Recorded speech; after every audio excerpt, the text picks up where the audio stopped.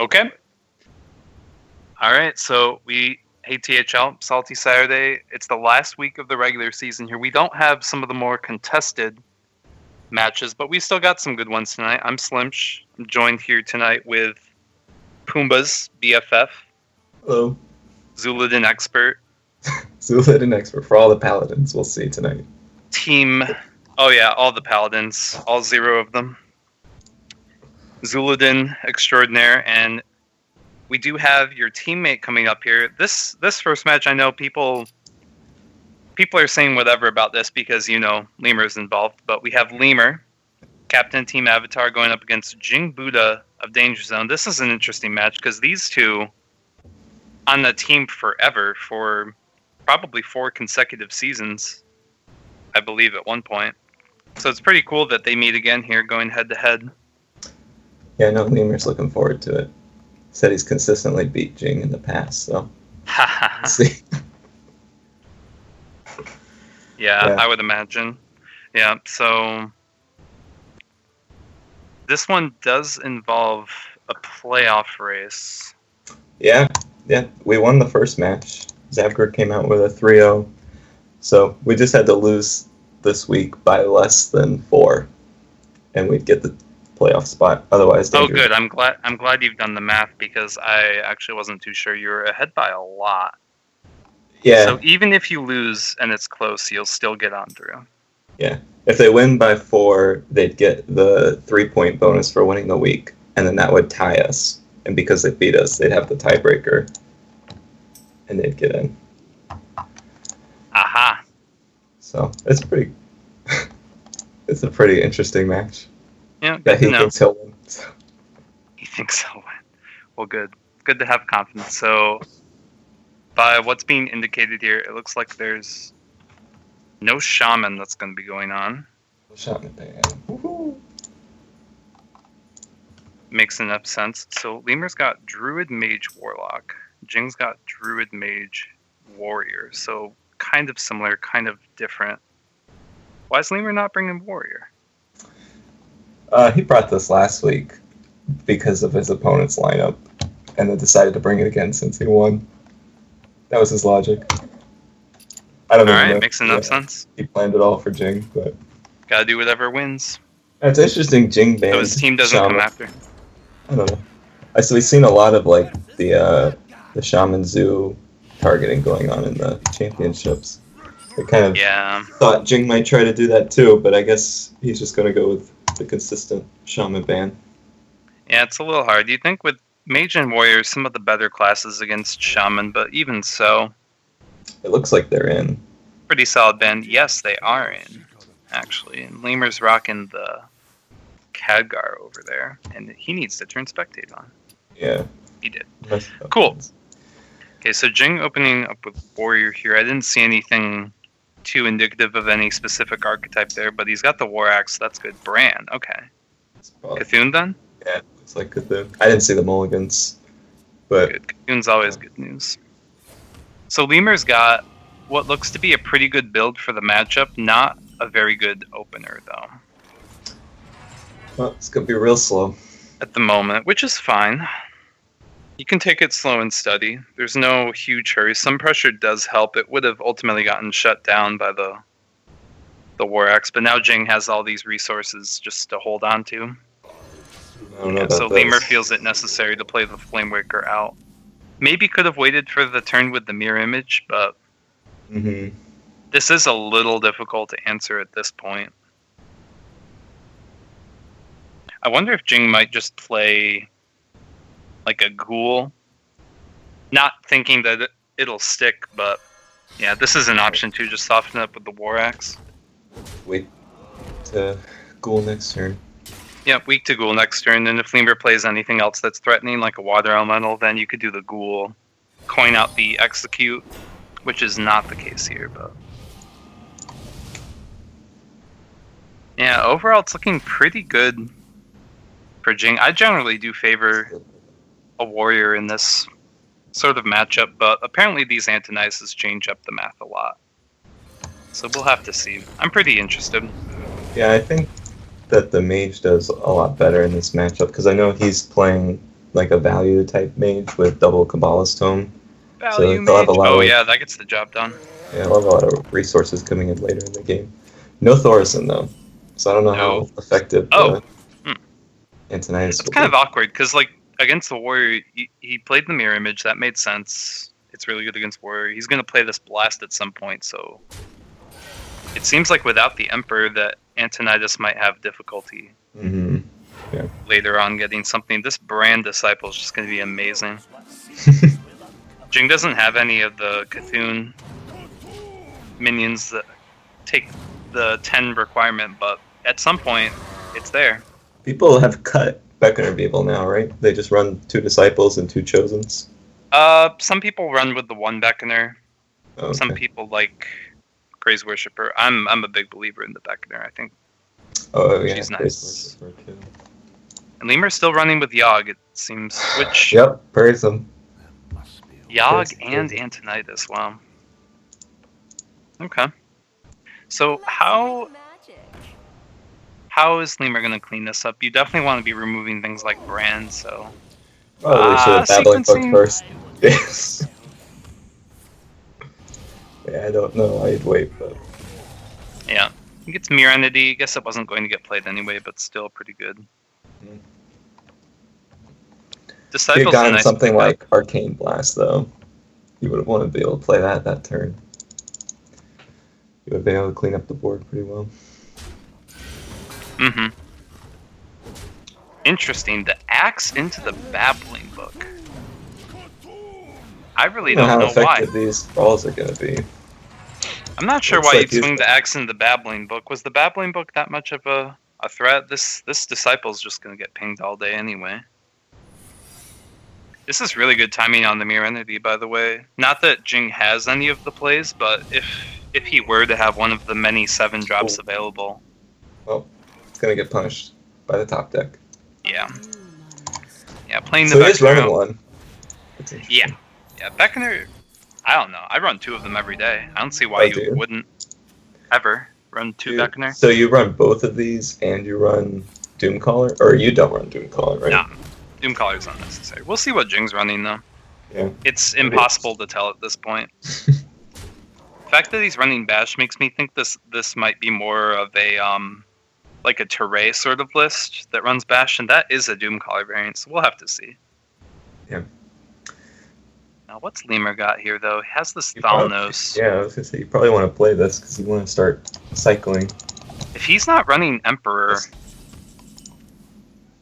I'm just not sure how this Antonidas is ever going to go off. He needs to pick up like a Frostbolt, so he's saving this Blast purely because of that, it seems like.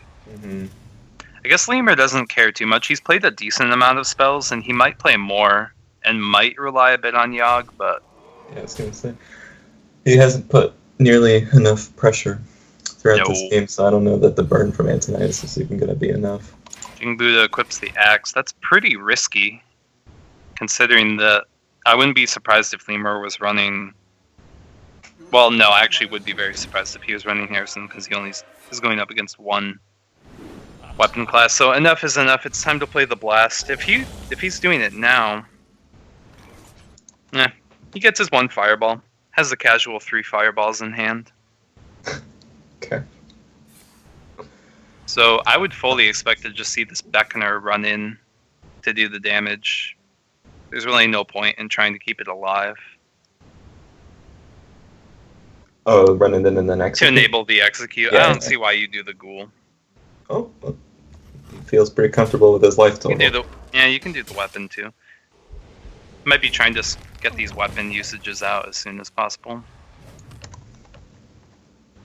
He may also be trying to get Lemur to spend some of his removal on the Beckoner instead of something like the Veclor. Yeah, which seems like that's going to be the case, and he's gonna accompany the Flamewaker along with it. Little does he know Ghoul's gonna be coming through. Ghoul number 2, that is. Or is it Cthulhu time? That's 11 health over there, has the Axe, so would need to get kind of lucky. Yeah, that's not the worst 5-drop at all. Yeah. I think if you're running Doomcaller, you Cthulhu there, right? Because you want to... I don't know. The Cthulhu wasn't very reliable on that board. There was 11 health. 11 total health, 3 targets, an average of 5 on each. Actually, I guess that was good because you had the axe to accompany it too. I don't like that Lemur used the... Oh no, that was smart actually. He used one of the fireballs made by Archmage. Yeah. Yeah. I guess he may also be just a little bit scared of Polymorph. Because this is another board. Yeah. I'd probably do, but... It's worth thinking about. He's going to become even more afraid of it after that Cabalist Tome, though. Yeah. Although I think it's pretty reasonable to be holding back. This is a pretty weak board anyway. Rely on Ancient Shield. Oh, he got it. Or he got one. Yeah, so we'll see. Man, this Yogg's getting just insane at this point. Is it even worth playing that Mirror Image? Like, I guess both Flamewakers are played. Maybe it's just not good anymore. Well, sets you up for a really nice brawl. I think this will be more of a Cthulhu. Oh, no. Yeah, I think the Justicar pickup is totally fine. He's actually seen a lot of removal at this point. Mm-hmm. So just start tanking. Like, the amount of armor is just insane, but I wouldn't put it past the Tempo Mage to eventually deal with it. All I like it takes a good Yogg. Yeah, I don't know. I've played Cthulhu Warrior against a lot of Tempo Mages, and I never really feel too bad. Yogg, the most impact it'll ever have is if it's able to get a bunch of in there instead of just Cone of Cold. Yeah, I like it. Yeah. I don't know, like, what else are you going to Cone of Cold? He wants to draw some stuff. The spell power is not that important to have sticking. There's something more that Lemur's after. I guess that other Cabalist Tome, maybe some minions. He's kind of run out of those. Oh. You could dig further into deck. I don't know. I feel like you want to probably try to make the Yogg as big as possible. Looking at 57 health right now. Yeah, that's a decent amount. Is it Yogg time? No way. Guess not. Just a ping, huh? Doesn't want to... Okay, so Lemur's committed to not going to Fatigue with this Arcane Intellect. Doesn't want to play it. Because Yogg's probably going to draw cards at some point. Mm-hmm. That's a pretty weird turn. I'm not sure what Jing's going to read into it. Just going to make Cthulhu bigger and tank up more. Honestly, I don't see why not. When you're in this position, just tanking up as much as possible until you have a reason to do otherwise seems pretty good to me. Well, now, I don't know why you save it last turn and use it this turn. Yeah, if he wasn't going to do it last turn, then he should never do it, I would say. Has that Pyroblast? I think he's probably committed to using that on the face.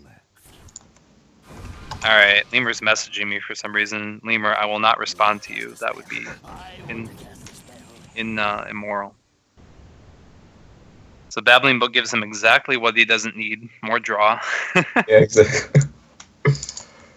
I mean, he could just Frostbolt the Shield Bearer and trade. But yeah. Oh, it's gonna use the cone. Yeah, the Cone Code finally gets a usage, which I don't mind. Can't brawl this board. He could Cthulhu it, though. Oh. At which point there might be a Yogg response, but although there would be the Polymorph board that you'd want to do first. It's weird. It would be a pretty wide and tempting board to play Yogg into. I'm not even sure about playing Acolyte of Pain.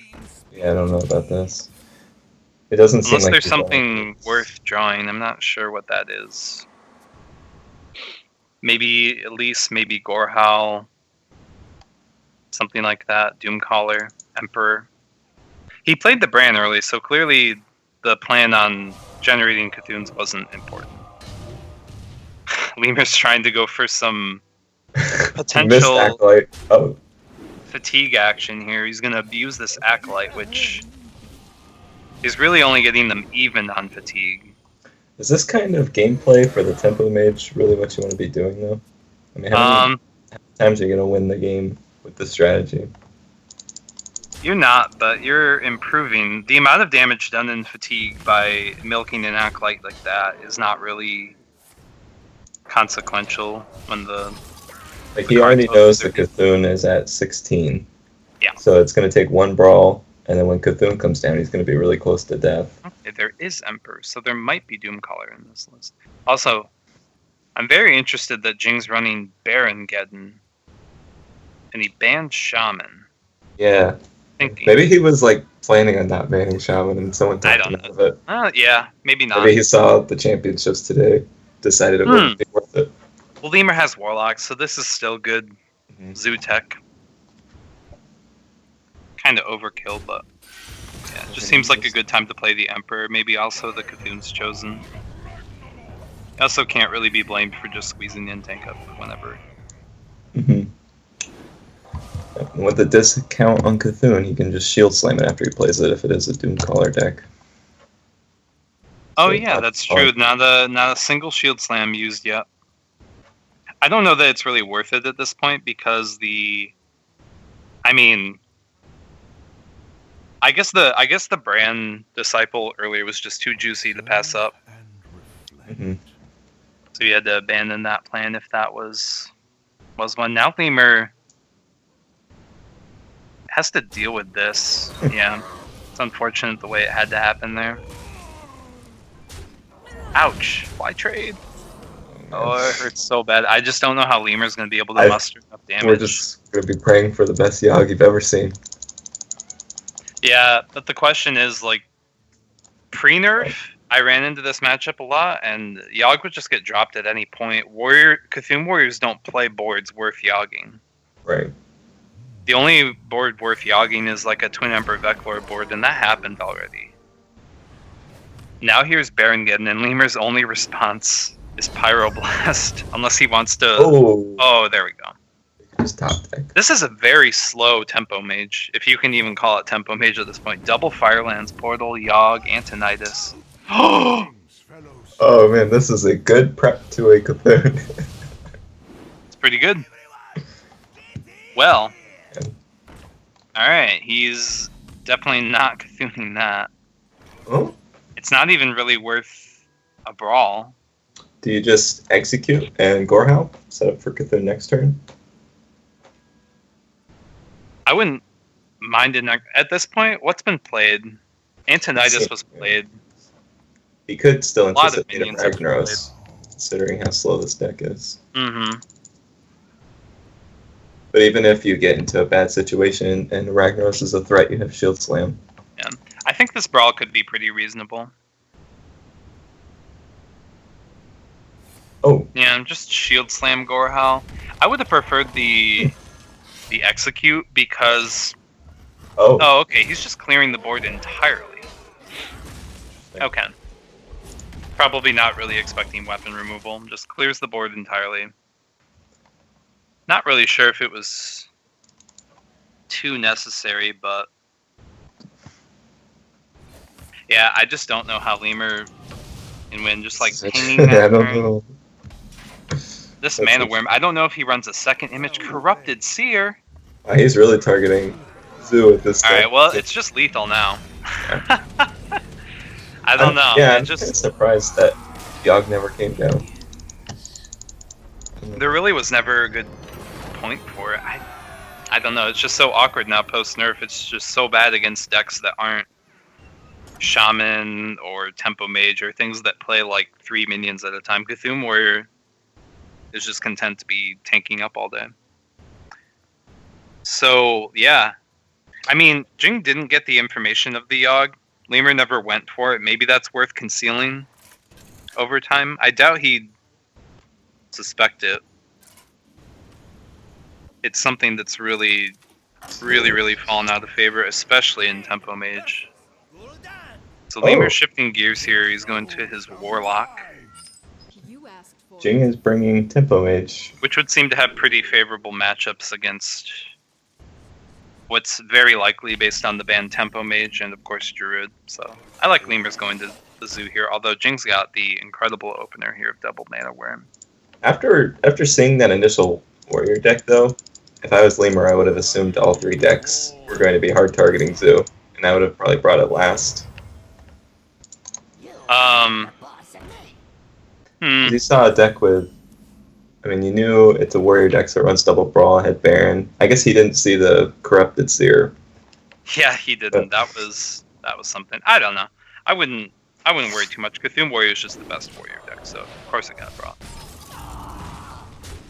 Everybody knows that. Good hit there with the Mana Worm to play around exactly this. Not the greatest zoo I've ever seen. So Lemur still believes in the abusive. I've seen people cutting it. I still kind of believe in the abusive too. I actually kind of like Lance Carriers. Lance Carrier, yeah. I just think abusive fits a discard zoo so perfectly because it costs 1 mana and you're able to empty your hand to discard the right things more easily. That's true. 2 mana makes a big difference. So just Mana Worm Ping here. Seems good.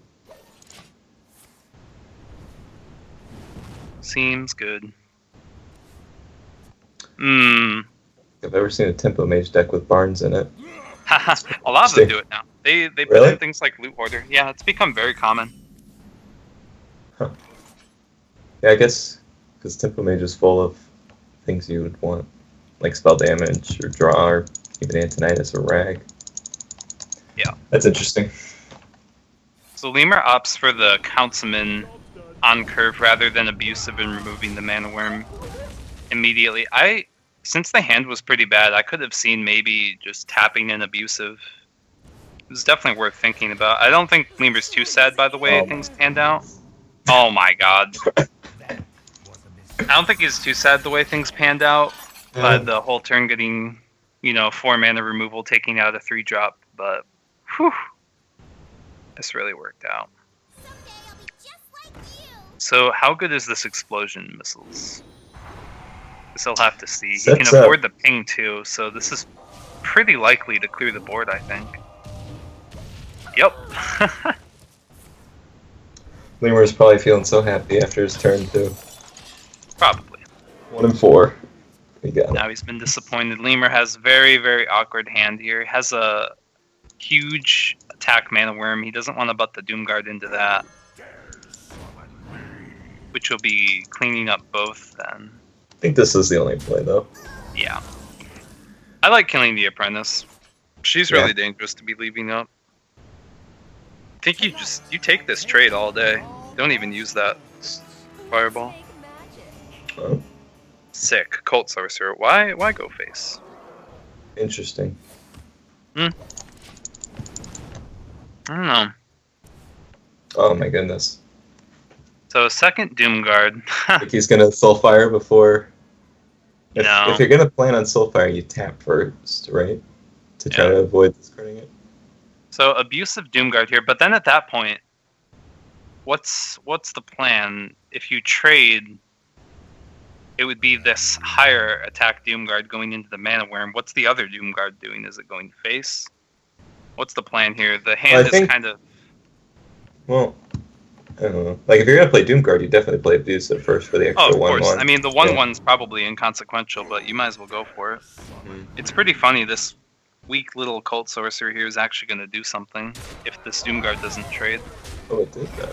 Alright, that drops the Fireball at least. Still does something. Never mind. So I guess the full board clear. Yeah. I don't know, if you're the Zoo in this position, you're probably pretty happy because you both have no cards. Oh.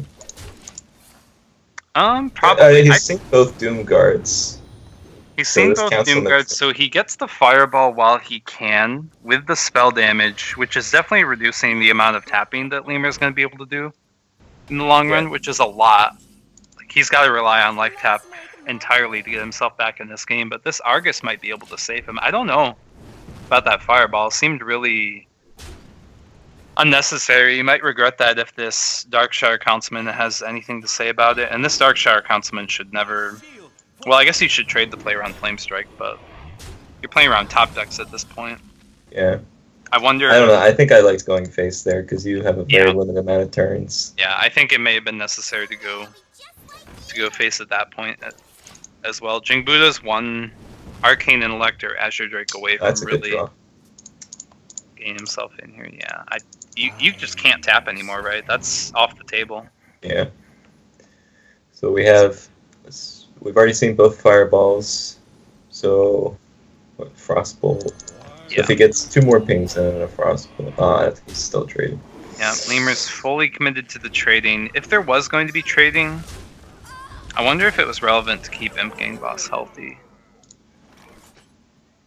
What's this missiles going to do? I think he should just save it for Flamewaker. Potential Jing is very all in here. He's going for it. He just wants many missiles to the face, I guess. See, now you're tempted to ping that Argus, but you can't. All pings. Well, what are his outs? He has maybe a Firelands portal or a second Fireball. No, well, if it's Firelands portal, then it would be lethal off the top. Yeah, so in that case, he could be pinging the Argus. It really just depends what's left in his deck at this point, and what the clock is. Yeah, I think it's a 2-turn clock no matter what, but does he save himself from anything? Lemur will have at least 13 damage next turn if that Argus gets pinged. So now it's 15 damage plus whatever the Countsman gets. That's unplayable. So it's a 2-turn clock one way or the other. I think maybe pinging face was like the play if you have the Kabbalah's Tome. Or you're thinking maybe like Arcane Intellect. Drake opens up Frostbolt. Oh, see, yeah, if he had gotten Intellect, it would have been lethal. 1 card away. So yeah, pinging face is probably right. Yeah, I don't know. That Fireball to the face just seemed unnecessary. Because it was the only card in his hand, so I don't know how... Like, it would have had to be a very heavy deck to be doing... Yeah, and if you don't do that turn, then you probably have Lemur tapping throughout the game because he thinks he's safer. Right. Although he'll start to wonder what that card is in the... Well, it would have been used the following turn on the Countsman. Alright, this is what we're talking about. We don't know. We got 1-1 now. Yeah, I'm surprised that Zoo opener turned into anything. Yeah, it's kind of a bummer Jing couldn't find either Intellect, though. 0 draw that game for him. Yeah, it definitely hurts. So Lemur's running over to Druid now. I'm pretty sure there's something that starts with a Y in this deck. I'm not too sure about that. What? If he's still running Yogg in the Mage, then he better be doing it in the Druid. Unless he lied to me. If this is the same deck he ran last week, then he was running Malygos Druid without Yogg. Oh my god. We'll see. If you're gonna run Yogg and Mage, run it in Druid. So Lemur keeps that whole hand. I don't blame him one bit. I don't know. I don't think you keep Raven Idol. Why not? You can get Wild Growth or if it's like a 10% of the time. You just take another Raven Idol here, right? Raven Idol is such a situational card, though, that I think if the later you can play it to adapt to a situation, the better. Nah, it's not you just play it on turn 1 and find something good. Find a card that you actually put in your deck. I don't know. I like it. Depends. I think Genius was explaining the math of like mulliganing it or whatever for Wild Growth has a higher probability of getting Wild Growth off the idol. Yeah, but he had Innervate. He had Innervate. I think it's fine. I don't know. I'm not a very good Druid player. I don't bother to bring Druid anymore. Both these players brought Druid. I don't think it's very good anymore, but that's just me. They both seem to think it's good, so that's good enough for me. Another Raven Idol. I don't know. I like these Raven Idols. They'll make the Arcane Giants cheaper eventually when they get found. It's pretty useful. Swipe's definitely a good pickup. Do you cycle this, Wrath, and just use the Moonfire? I think I'm bugged. I'm gonna have to leave and pop back in. Oh. No, you're probably good. It's just Druid. Spectators. There it is. Because of Druid. Or innervating the hero power. I'm not... I almost wonder if it should have just been Moonfire. I guess Moonfire can get used in the future, though. Well. So just the naked Flamewaker here. Yeah. Jing's just kind of curving out. Yeah, if he had saved that Innervate, this Emperor... I guess it wouldn't have been much, but it would have been something. It's just kind of all if you want to use Innervate on these hands, because you want to either hit Malygos or Living Roots or something. Yeah. Or, well, Banjo's pretty good too. So. By the way, yell at Lemur because he used the swipe made by Raven Idol first. Oh, really? Oh, he did, yeah. Mm-hmm. Wait, that's correct though, isn't it? No. Isn't it always correct to play things off RNG first? No, use the ones that are in your deck, and then they'll play less around then they'll play less around it because you'll be less likely to have it. You should play the one in your deck first, in the majority of cases, I think. So we see the Curator. It's a Curator build. The Curator. Oh dear. Yeah, and I think that's why there is no Yogg. Oh my. Certain things. Oh, this is okay. This is the Malygos. The Malygos Jungle Moonkin build. In which case, I've seen those builds still running Yogg actually. So Lemur, it looks like Lemur just wants to get the Fandro out there and react to this board a bit with the Feral Rage. It's pretty good. Yeah, both of these minions are pretty scary. Is he gonna double Moonfire that though? I don't think he is. He probably values them too much. He should. He's gonna draw into either Malygos or Azure Drake pretty quickly. This is gonna be a really easy answer. I think you always lean toward the Firelands portal, right? Just to get that minion. I would. I'd save the little spells for the Flame Waker, or the second one, I guess. For the Flame Waker, for the Thalnos. Yeah. Let's see what you get here. Pretty below average, but not awful. Is it? Do you know? Isn't the average a 4/5? Yeah, something like that. Alright, so that Wild Growth's gonna end up being Cycle. It's just time for the Curator. So, yep, there's Moonkin. Oh, and he got the Malygos. And Malygos. Right on schedule. Oh, why would you? You would never. There's absolutely no reason to do that. Unless he thinks he's going to top deck Roots or something. I don't know. There's no. He was going to have 9 mana next turn. Malygos was going to be playable. Yeah. So what more could you need? What's 10 mana going to do? Well, 10 mana would be like Roots off the top. You'd do Malygos and Roots with double. Yeah. Yeah, I would never. I don't think that's ever. All right, so we got the 1-in-8 Dream to top deck the Living Roots to not do lethal damage. Yeah, exactly.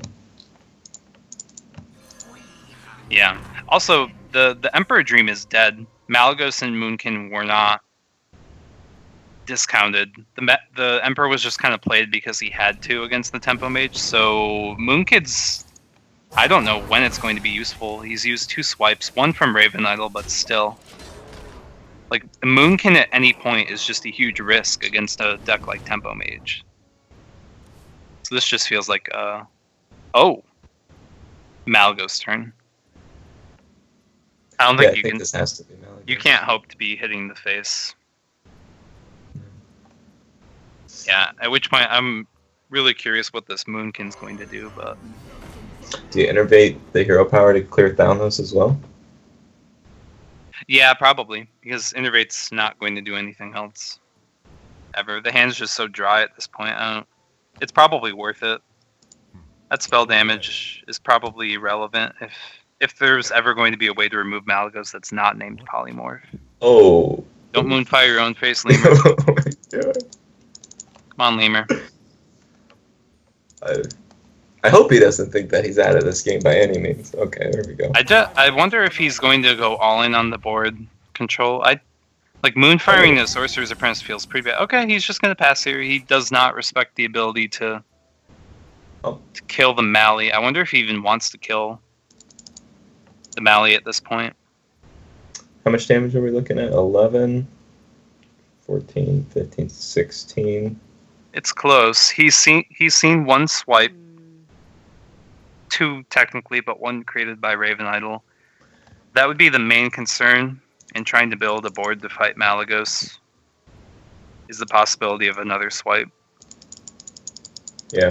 But I think if you sink your damage into the Malygos, it doesn't seem like a very good way to go.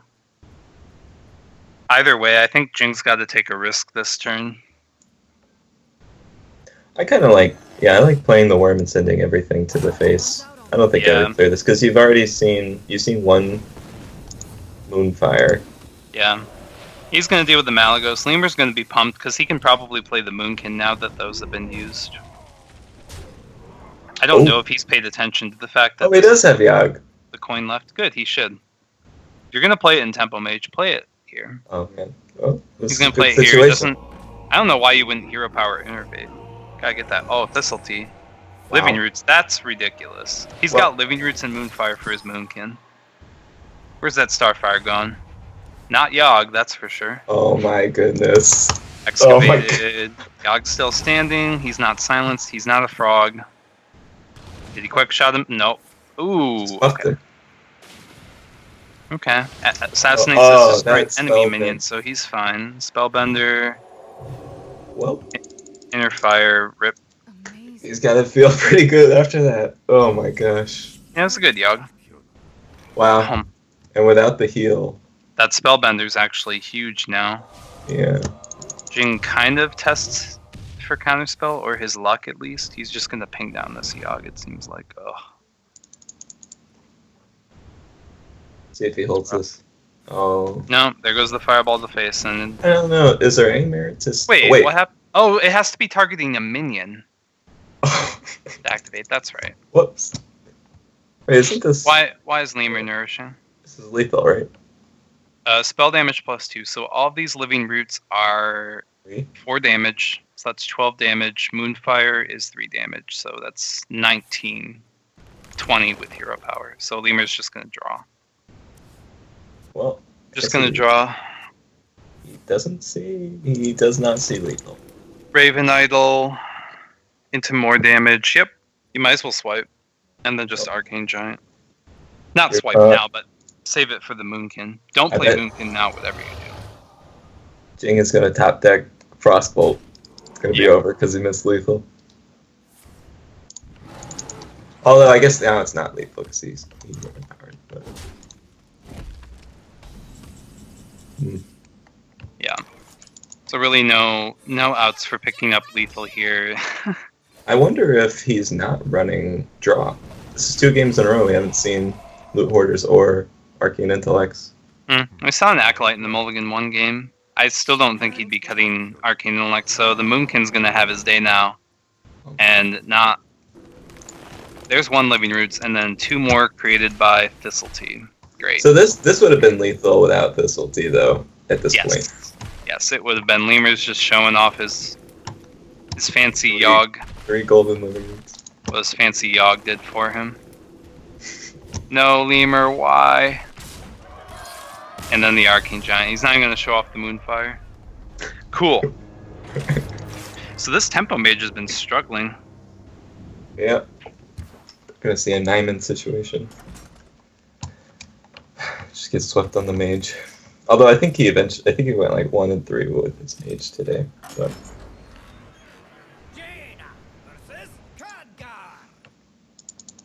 One Mage has to win. You asked for it.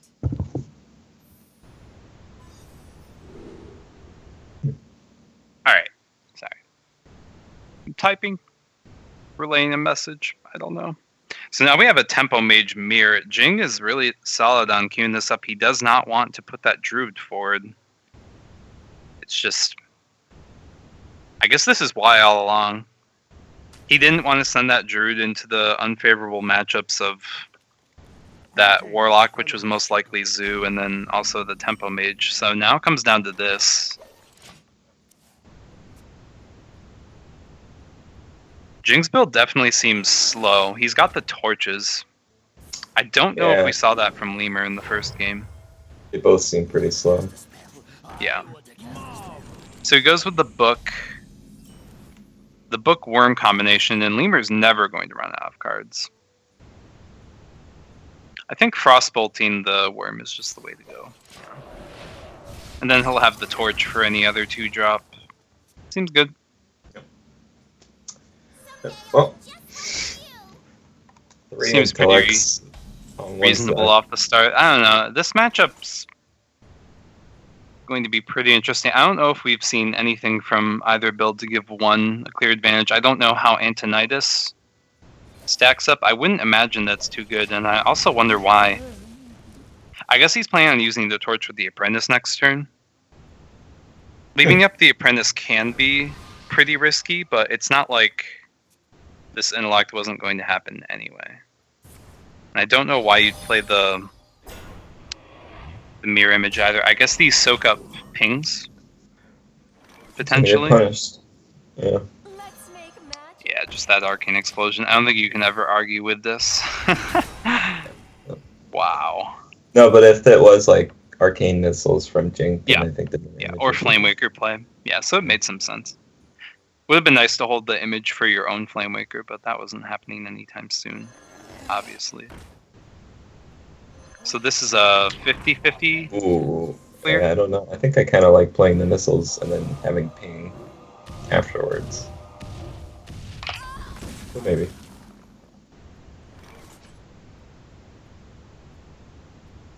Right. So just a torch ping then, maybe?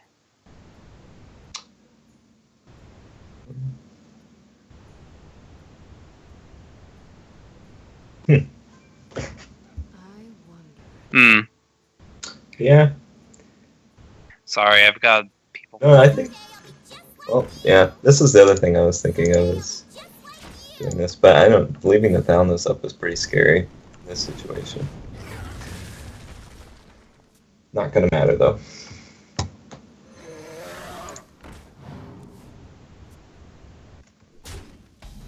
Okay.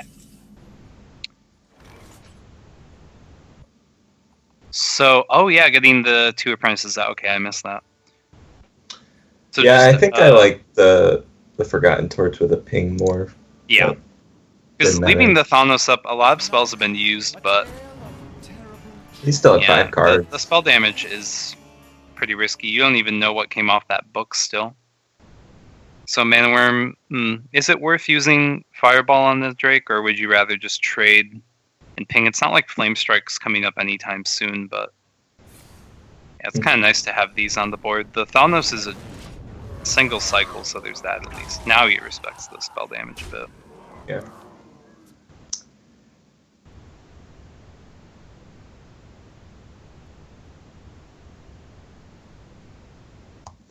Mm. I think you probably want to Frostbolt one of these apprentices. Get the other one gone too.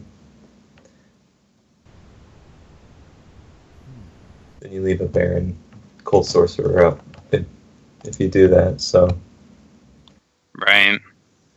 Yeah, it seems tricky to clear here. There's 2 things to ping. I mean, you're The looking- missiles is gone. It was used earlier. Now it's kind of coming back to bite him. I don't know if there's anything good that Lemur could cycle for. it's a lot You of could just cycle. ping the Apprentice and Frostbolt the Barns. This seems pretty reasonable. The Mana Worm will kill your Cold Sorcerer, which is unfortunate, but at this point you have more cards, so Lemur's probably feeling like he can grind out Jing in terms of a value game. Still waiting on those Arcane Intellects. Yeah. I don't know. I kind of think if I was him, I would have considered using just both intellects last turn and Yeah. just taking the wave of damage. So really, if he found Flame Strike or Flame Waker with a certain patch of spells, a little bit of board clear. Right, because he's probably still going to wait on those now with this play. I would have probably preferred portaling the Apprentice. Yeah, I think Personally. so. This might just be a reasonable Flame Strike. Because it's kind of awkward. You want to get the cycle off this Thalnos, but you don't really want to trade either. Looks like that's what he's doing. I'm Or really is he just starting going to to save think it? there is no draw in this deck. Oh, he's just going to leave the Drake. Yeah, I guess that makes enough sense. He Now, definitely he wants more off this Flame Strike. He's relatively healthy. It looks like he's going to get it, but this Drake might just end up trading. Finally, one in like Definitely like this. Yeah. There's another one. So it seems like it's just going to be the missiles ping plan, which is great for Lemur because he's not playing in this Flame Strike. Now I can just use the other intellect instead of Yep. having the king. It's good. Yep. I think there's there's merit to saving this mirror image. He picked up the Antonitis and the Flamewaker. I think he played it before he saw his draw, honestly. Yeah, that's unfortunate.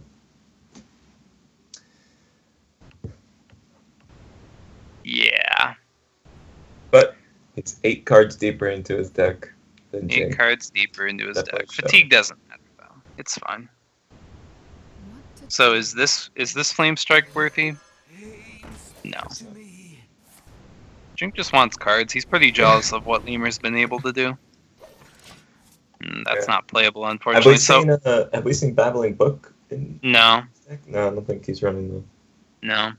So Jing, it's nice for Jing now that if he doesn't want to do the Flame Strike, he has this Drake Blast, but now it seems like Flame Strike is for sure going to happen.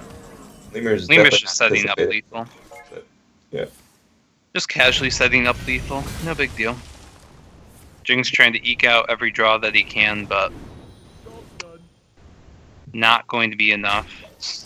So, it's swept on the mage. It stinks. But... Well played. Oh, and there is an intellect in this deck. That really stinks.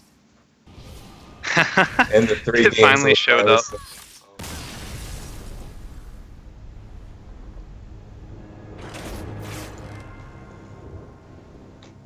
Oh man.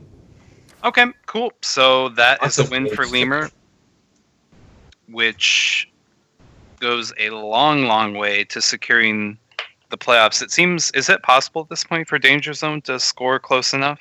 If they were to sweep... You're up 8-1, right? Yeah, so if they, in the last 3 matches, if they were all 3-0s, they'd win by 5 and would still make the playoffs. Okay, but it's basically requiring that at this point? Yeah. Pretty big long shot. Interesting. Well, good. Captain Lemur is doing his team a service. Seems like playoffs for the original imploding team. Seems like all the teams who are trying to do it these days are coming along. If there was a time to start winning during the season, it would be towards the end, I guess. Yeah, this match this week matters the most out of anything. Although, I mean, I guess there's an argument where matches prior could have been different to the point where this wouldn't have even been a concern, but whatever. So up next, we have Tranador of Team Xynergy against Spiver, I don't know how to say it, on Team 1600 Dust. This series right here, 1600 Dust is up. No, they're down.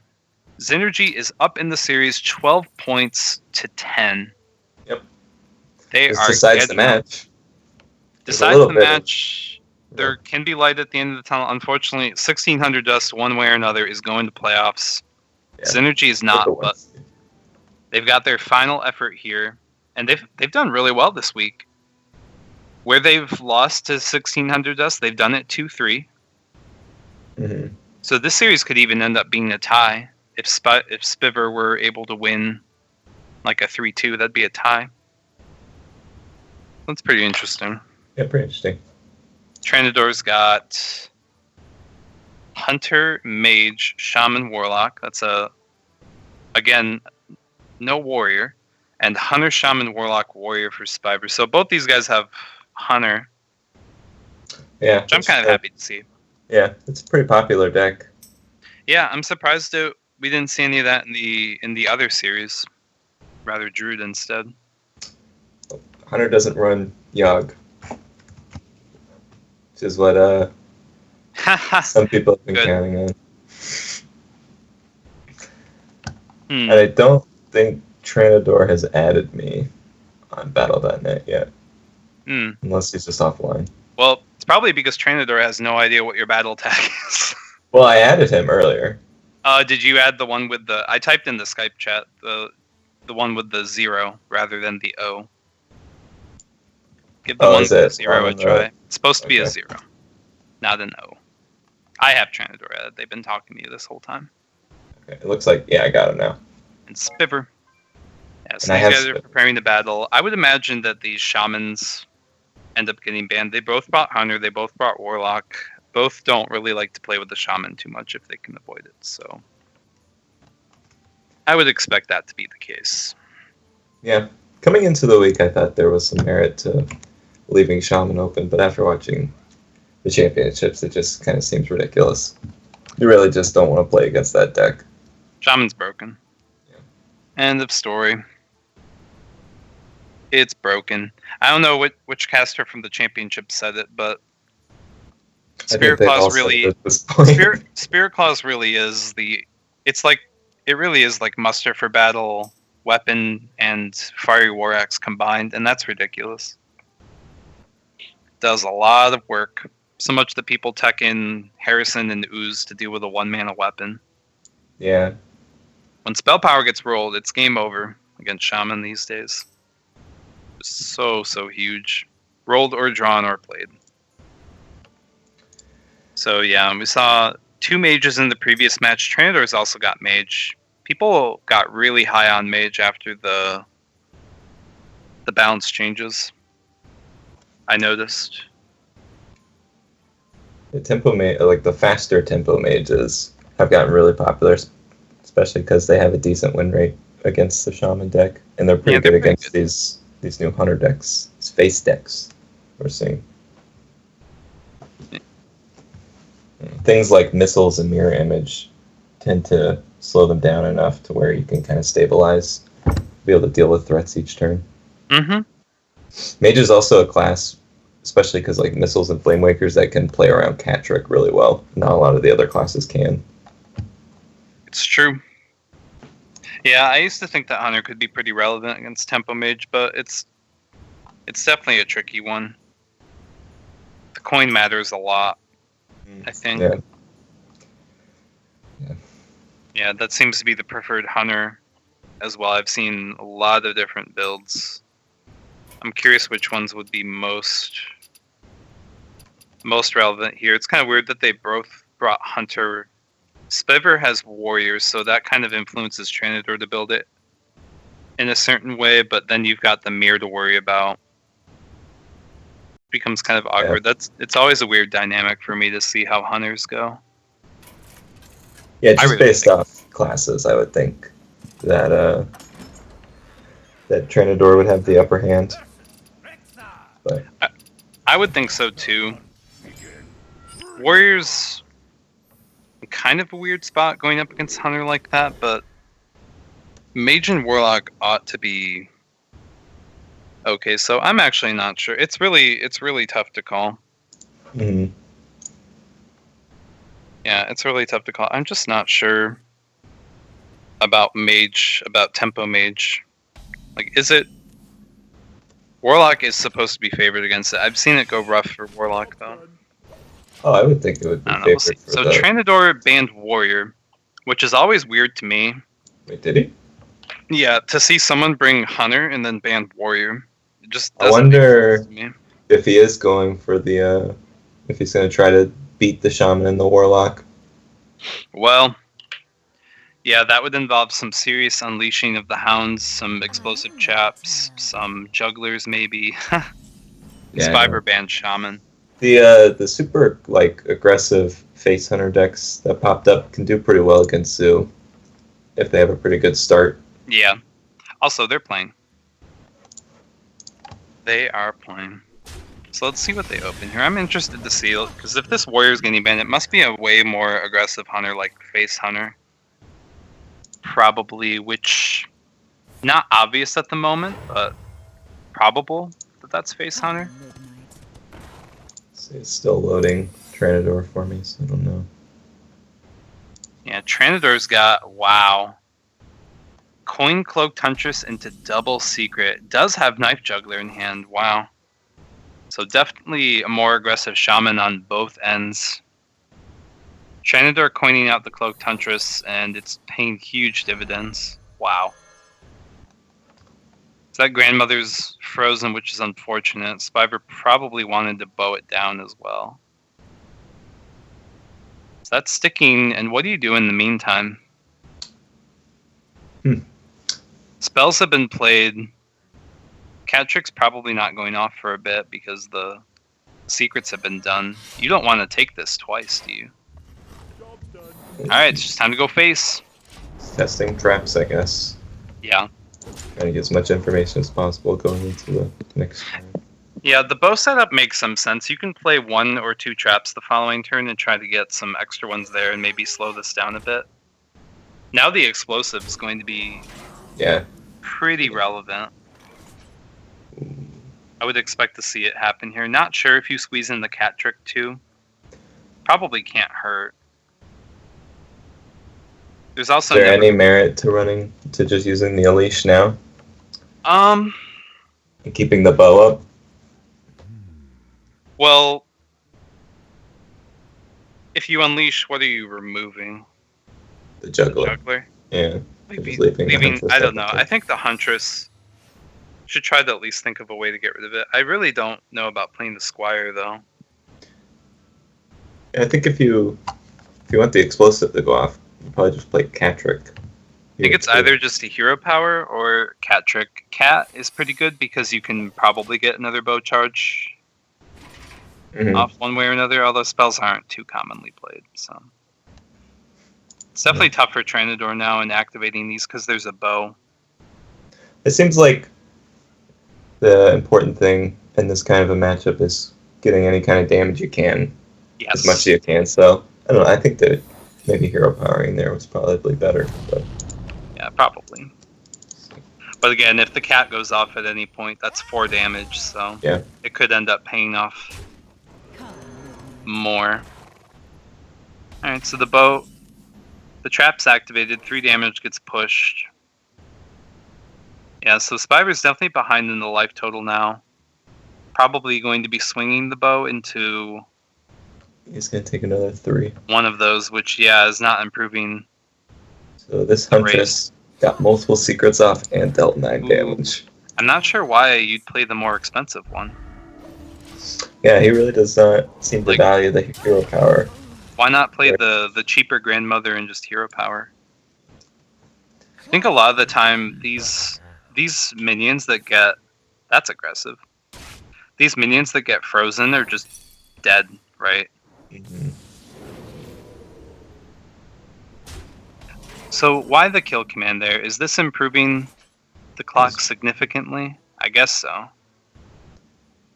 Spyver definitely can't afford to be trading with the face anymore, so I'd expect to see...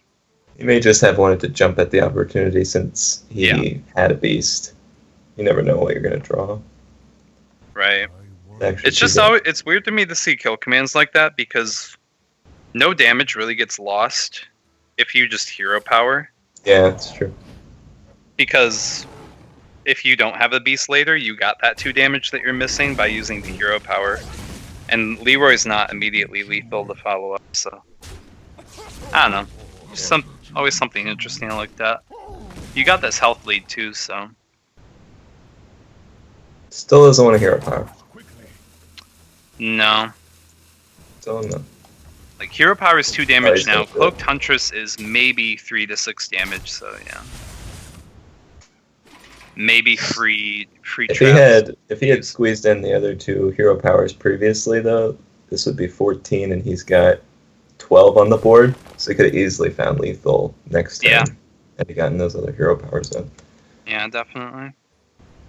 So Tranador's tracking, and I can't see 1 card. I can't see the left one.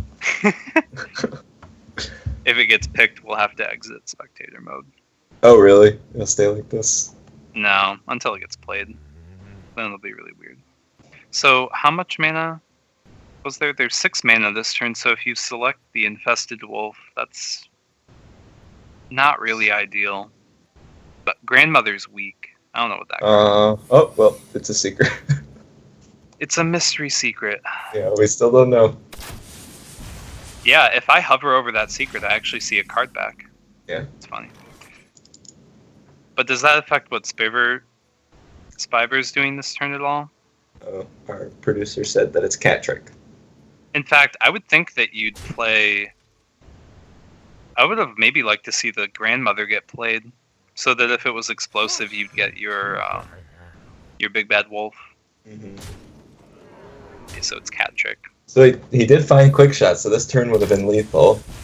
And he got the hero powers in at the beginning of the game. Yeah, definitely. Those hero powers add up. Mm-hmm. The cat that one turn did eventually prove helpful, though. It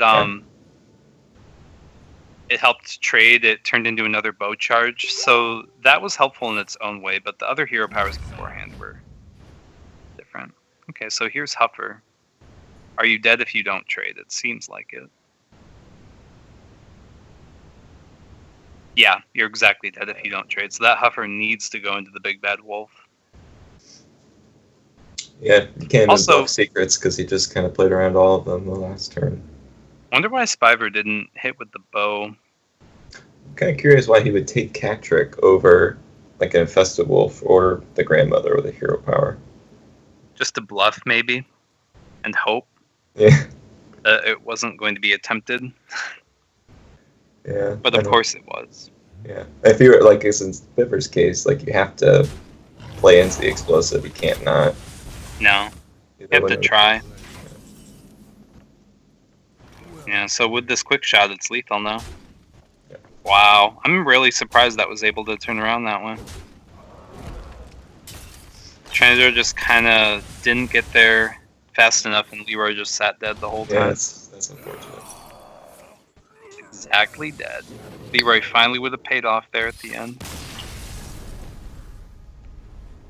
So definitely a good way to start a series off.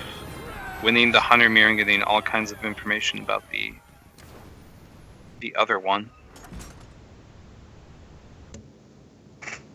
So that leaves Spiver with Shaman and Warlock. Which both, like, they can lose to that Hunter, but they're pretty favored against it, so Translator's gotta be kind of You bring Hunter last at this point now though, right? You I would get these other imagine. matchups out of the way and then I would imagine. It looks like it's gonna be a good old Warlock mirror. Just all the mirrors night between these two. Both Zoo. he's running abusive, so I don't know if Tranador is. So that's a decent reason to ban Warriors. Well, you brought the more aggressive Hunter, you brought Zoo. As it happens, though, both are pretty bad against Shaman too. Tranador is running Sea Giant. Wow. So kind of tacked Actually, out. That could pay off huge. Yeah, I came across this Zoo on the ladder the other day. It kind of caught me off guard. Like, I played someone who was running double Forbidden Ritual with the Sea Giants and didn't have Doom cards. Oh yeah, just classic. Yeah, just classic retro. Classic Zoo. I ran into one of those earlier. I had assumed that they didn't buy the new expansion. Personally. Yeah, so just going with the villager here, probably on the coin Imp Gang boss plan, but that plan is not as good as it used to be with Soulfire.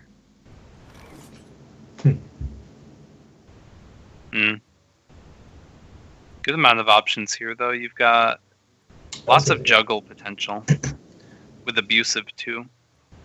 So you coin the abusive and not the imp? Yeah, coin the abusive. Hopefully hit the villager, but if you don't, that's whatever. Yeah. Better One than way or hitting the other. the two. Between both these juggles, something relevant should have happened, but it didn't. This kind of makes it awkward for Tranador, because you'd like to play the Councilman, but that's a juggler. You leave it up, and it's just gonna be a huge pain. Oh. Well. Yeah, but at the very least, you've made the Councilman big, so it kind of, if the juggler but goes, at least it's dying. Not playing around Soulfire at all. Yeah. Soulfire would just kind of destroy those. Soulfire was a big problem. Ooh, do you play these Doesn't. Flame Imps? I don't know if the juggles are that important that you'd forego the Imp Gang boss. Imp Gang boss is just so good. Alright, well. I guess if he maybe thought if he landed both juggles on the Councilman, you could clean it up that way and have a nice board. Yeah, but- maybe.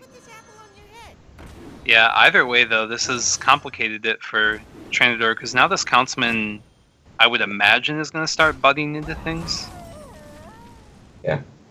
Curious why if it was going to trade, maybe it should have traded into the juggler before anything else. That's kind of the most threatening thing. And oh my god, that librarian's actually lining up with the golem now. Yeah. It's going to be Maybe. probably going to be a 50-50. Yeah. Well, whatever comes off the top, if it's not Soulfire or Doomguard, then it's probably easy enough to play. Yeah.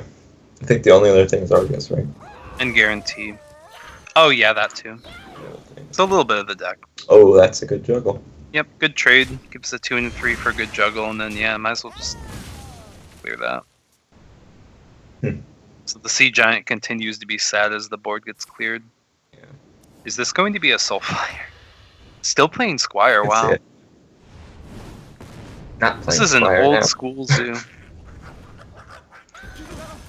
Squire kind of got cut for Malcazar's end. Oh, it's one of the Fine. 3 cards you didn't want to see. All right, well, it's fine. Just play it. You just play the Doomguard, yeah. Oh, absolutely.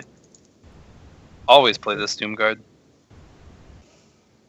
Never do not play this Doomguard. Yeah. It's just too strong. Not sure about that positioning, but it's okay. Oh, well, I thought he was going to trade the 1/1 off. I forget. It Oh, wasn't going to matter, but he missed the value trade with the Doomguard. So the Sea Giant becomes playable now, so yep, there it is. punished. 6 mana, 8/8, not too shabby. But Spiver's never trading with it. 2 Direwolf. Well, that's just extra damage. Yeah, you're throwing all of this to the face at this point. Yeah, it's pretty rough. It's going to be up to... Argus is going to be pretty nice. Yeah. It's going to be up to Trandador to be trading. Yeah, the Argus will force some, but there's going to be more than enough left behind, and those flames are not what Trandador Yeah, he can't wants. tap and he can't play imps, so... Yeah, I you think actually we have- can't tap, right? Because the Argus can only do so much. You'll kill a wolf and you'll kill a... You'll kill a wolf and you'll kill a Doomguard. But then the Doomguard's dead to Silverware Golem. So 1 Flame Imp and you'd be dead. Yeah. It's pretty interesting. You could tap, but even if you You can tap and tap. you live, you're not going to win the game next turn. You're just going to lose the following turn. You should... It's really tough. If you tap, you're dead to Soulfire. Lethal. Mhm. But if you're not, is there any card you could draw that would win the game or even stall it more? Yeah. Because we've seen... Well, I guess we've only seen 1 Argus, so if you found the other Argus... Mm-hmm. It's really thick. So he's gonna go for the wolf. Okay. That's interesting. Hadn't thought of that. So Oh. now both these minions have to crash into the Sea Giant. Okay. Can't tap anymore though, You cannot. which is unfortunate. Which Well, you looks like can. this For exact lethal. But exact self-lethal. So both trade into the Sea Giant. You can play this Councilman and Voidwalker. The Voidwalker is pretty bad, but it'll protect the Councilman. And Yep. force Trandador to need another taunt. Certainly We've can't seen- tap for we've it, so seen it has to be both so far. right off the top. Or Yeah, some yes. kind of... Oh my god. oh, wow. Or I was about... Or like some sort of Exactly. peddler thing. Yeah. Okay, so now he can even go face, because why not? With the flame imp, I think he's obviously. got to. Yeah. Huh. This actually turned into something. Spiver's got a lot of room to tap still, though. Oh my god. Arguses. Imp Boss, he's not taking- trying to find playable. The Soulfires. I think you definitely played this Imp King Boss.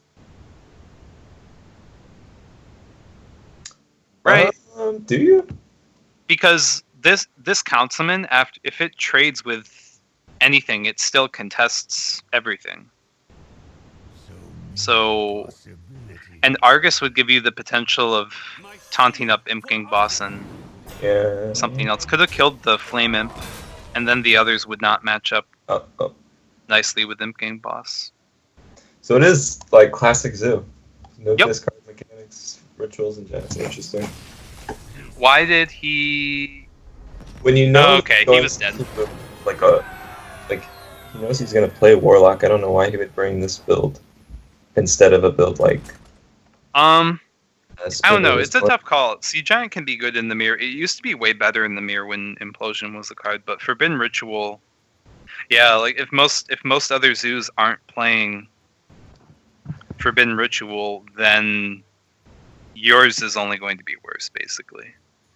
Right? I think the majority of the time, this like that matchup kind of ends how it did, where the really aggressive discard zoo is just going to have enough damage in at the beginning, where you force your opponent to not be able to tap Right. and have more outs. So I don't know. Right. I'm sure he's Yeah, tested it. the silverware golem was a decent swing. Kind of what you want with your Doomguard. So Doomguard off the top is pretty good. Spyber's up 2-0 now, winning these mirrors. The first one, the two decks looked really similar, but that one was definitely kind of a difference. And now Spyber has exactly what you want to win with Shaman. Against a few favored matchups, going with the Zoo. Yeah, and he saw a giant. Tranador didn't play the ritual, so he doesn't know that they're there, but I think he could probably kind of guess. This is kind of funky from Tranador. I don't know. This is... People don't think this matters in Conquest, but in THL it matters. If your team's really wanting the points, you don't queue the most unfavored matchup. Maybe he thinks that the matchup is better than it is. Maybe. Because, like, previously when it was aggro shaman, this was the matchup you want for the matchup. So maybe he just...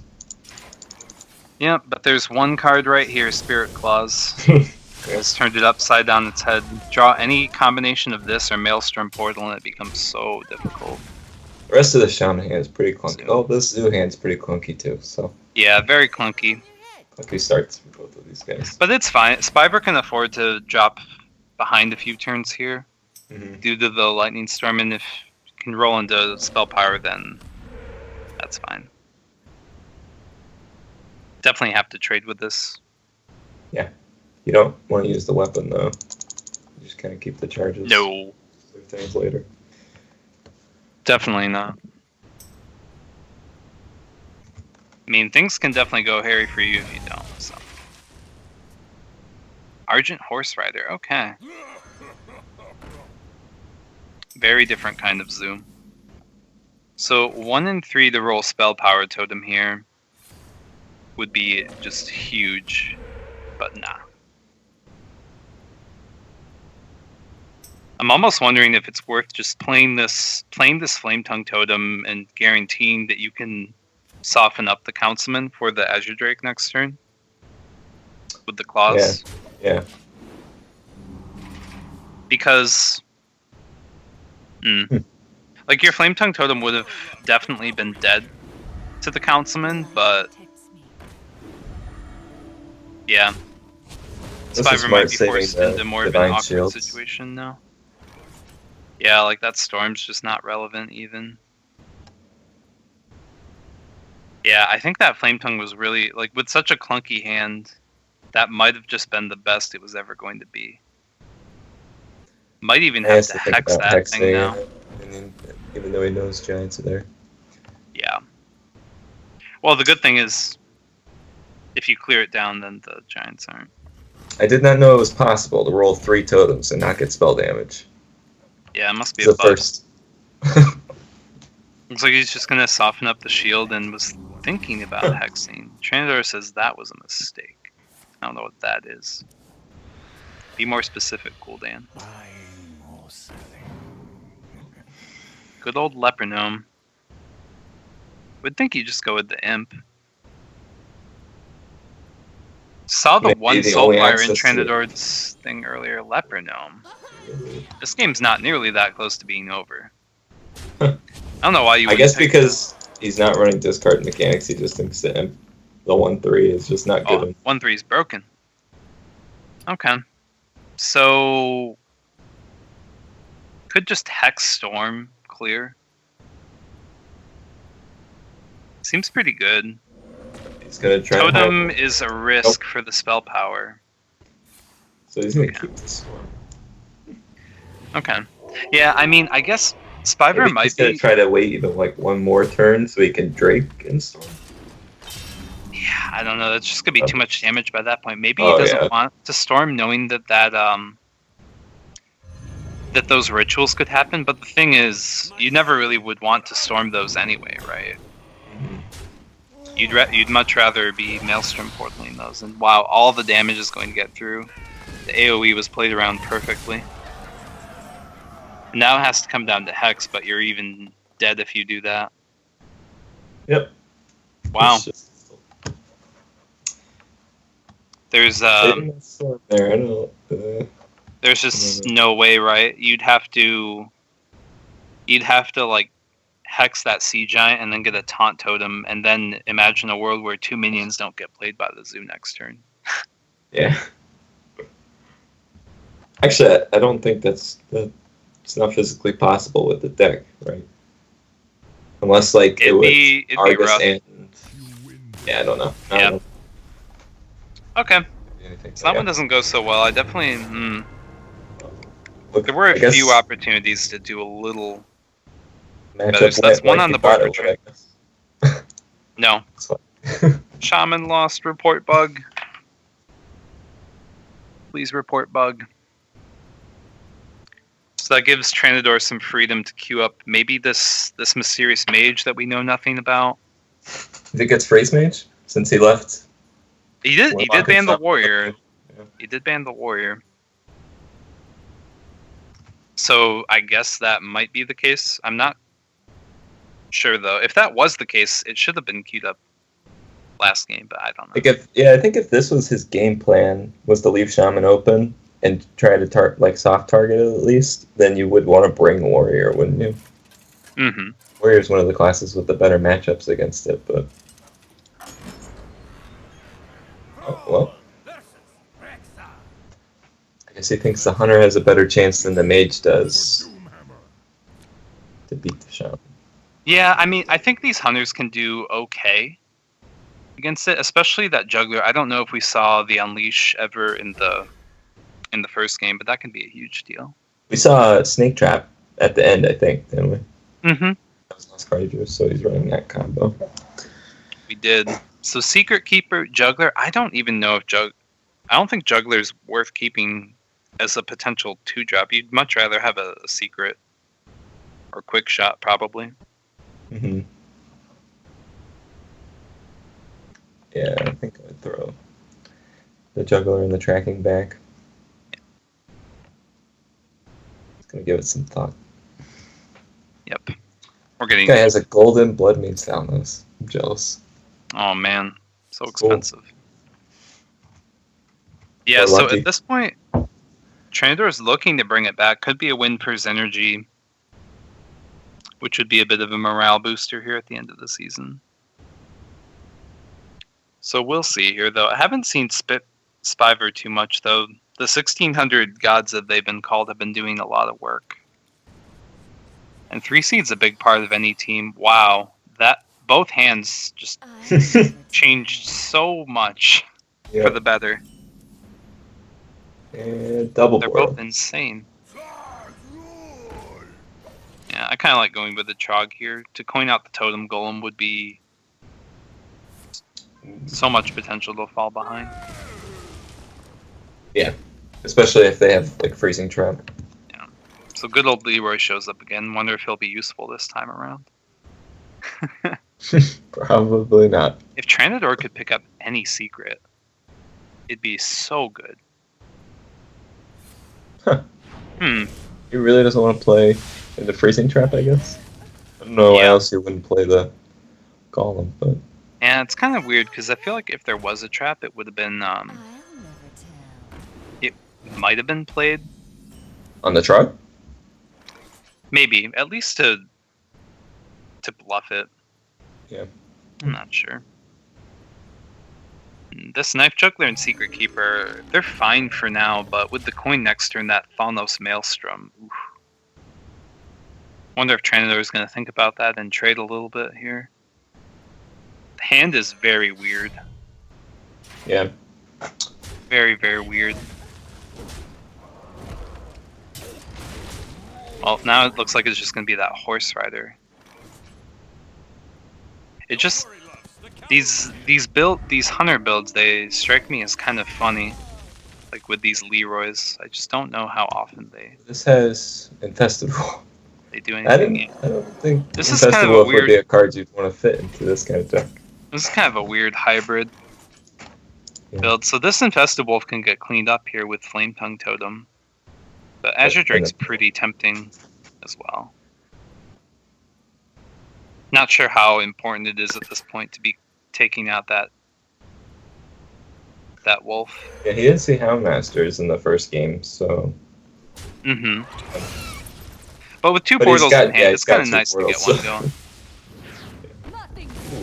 Oh my god, that's a quality one drop. Imagine a Flame Tongue Totem getting a Divine Shield. It sounds like a nightmare. Granted, I mean, it has no attack, so it's not very threatening. So yeah, it's just the second bow at this point. Hero power. Spiper's got plenty of health. Just hit any. Oh my god, this is the Young Savage build! This is the Young Savage build! I'm so excited! Yeah, these things are actually pretty good. I tinkered around with a deck with these. And they're really good for the mirror. That's my champion, by the way, Young Savage. Mm. Oh, really? My wife picked him. Got me 3 packs. I picked Handsome Guy, so he won today, so that was good. There you go. Wonder if coining a hero power was ever worth it there. I don't know. I wonder how worth that. He just trackinged into track. I don't know. The options for tracking aren't showing up for me at all. But Animal Companion, another wolf, and Freezing Trap. Freezing Trap is like, you don't want to take that because you would have to kill that selfless hero and give that Drake a Divine Shield for it to be relevant. That just sounds like a recipe for disaster against Shaman. I think he's doing it though. Yeah. Oh my god. This does give you like the extra bow charge though. Yeah. I don't know how good this is gonna be. He saw the Flame Tongue Totem, so it's a little bit harder for Shaman to get things like totems to eat up freezing traps, but Spiver's got an incredible chance to flood the board here now. Yeah. Which, in the back of your mind, maybe you'd be a little afraid of Unleash, but it hasn't been played yet in the series. With the wolves, I don't think they're that threatening. I think of a portal here too. Just the wolf, and take out the portal so there's no threat of that. Oh man. Oh my god. Well, coin pays off. I don't know. Oh, he should have coined first, because if it was Cat, then he could have cleared it. That was a slight misplay there. But I think the read on Freezing Trap was pretty obvious. Because no one in their right mind gives an Azure Drake Divine Shield. Yeah. Unless they're trying to freeze it.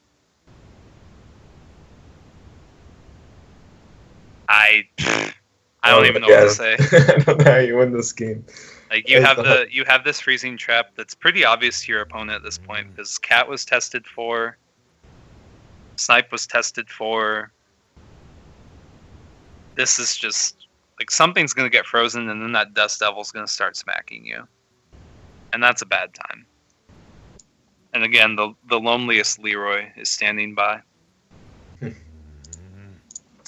I don't know. I think some of these Shaman builds, the secret ones that have geared toward the slight mid-range angle, I think are very powerful. I'm not sure about these Face Arm ones. Maybe Trandor's got double Unleash in here and just didn't find it with those jugglers, and that's unfortunate, but I don't know. These builds don't strike me as... No, they've had a lot of success at the World Championship, though. More than those guys are running Houndmasters, though, right? Yeah, that's true. This guy might be. Yeah, it might just be Leroy at the top and like Houndmasters and no high mains or something, but that's very unfortunate. Instantly goes in for the freezing. Probably worth replaying. Nah, just gonna get all that damage in.